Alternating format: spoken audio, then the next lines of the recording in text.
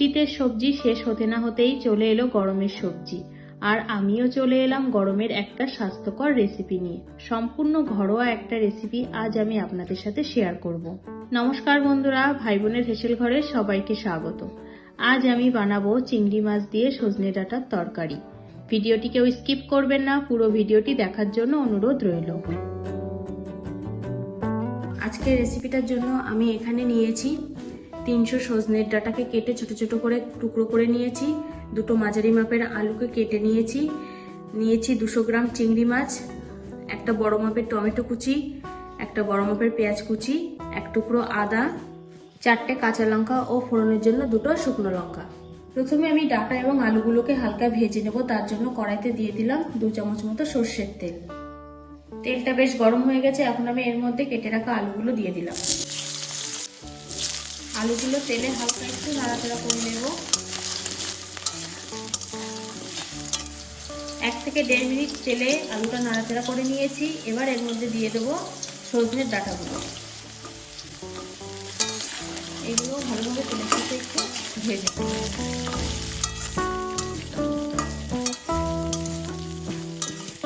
3 থেকে 4 মিনিট আমি আলু এবং ডাঁটাটা ভেজে নিয়েছি। এবার আমি এগুলো তেল থেকে তুলে নেব।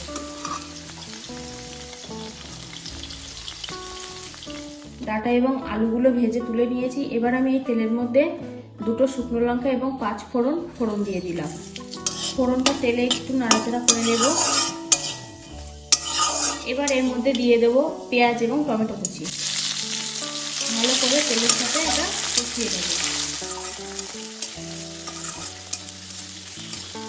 পেঁয়াজ ও টমেটোটা তাড়াতাড়ি নরম হয়ে যাওয়ার জন্য এর মধ্যে দিয়ে দিলাম সামান্য একটু লবণ।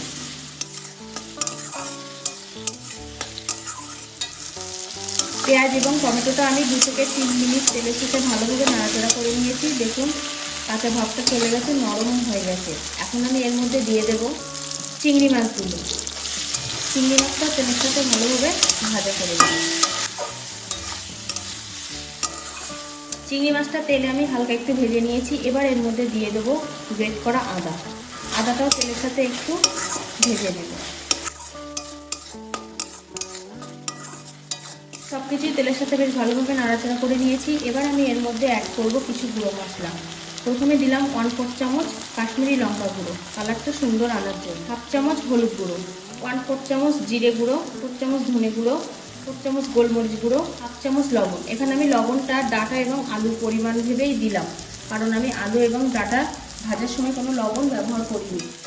এবার সব মশলাগুলো তেলের সাথে ভালোভাবে কষিয়ে নেব।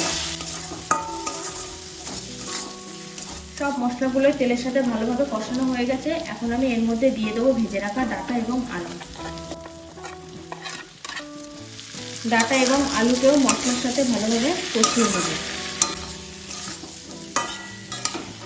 মশলাটা যাতে তলায় লেগে না যায় তার জন্য আমি দিয়ে দিলাম সামান্য একটু জল।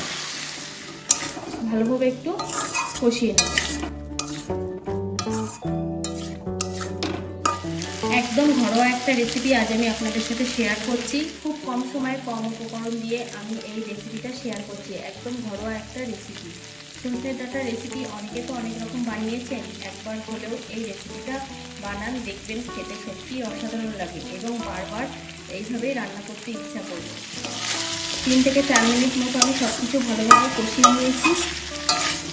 এবার আমি এর মধ্যে দিয়ে দেব 2 কাপ মতো জল। ভালোভাবে জলের সাথে সবটা মিশিয়ে নেব। এবার এর মধ্যে দিয়ে দিলাম ঝোলের পরিমাণে 1/2 চামচ লবণ, 1/4 চামচ হলুদ গুঁড়ো, চেরা কাঁচা লঙ্কা। ভালোভাবে সব উপকরণগুলো মিশিয়ে নেব। এবার আমি এটা রান্না হতে দেব 5 থেকে 7 মিনিটের জন্য। ঢাকা দিয়ে দিলাম। 5 মিনিট হয়ে গেছে, আমি এবার ঢাকাটা খুলে নিলাম। হালকা একটু নেড়ে দেব। আলু কেটে দেখবো সিদ্ধ হয়েছে কি। সিদ্ধ হয়ে গেছে আলু।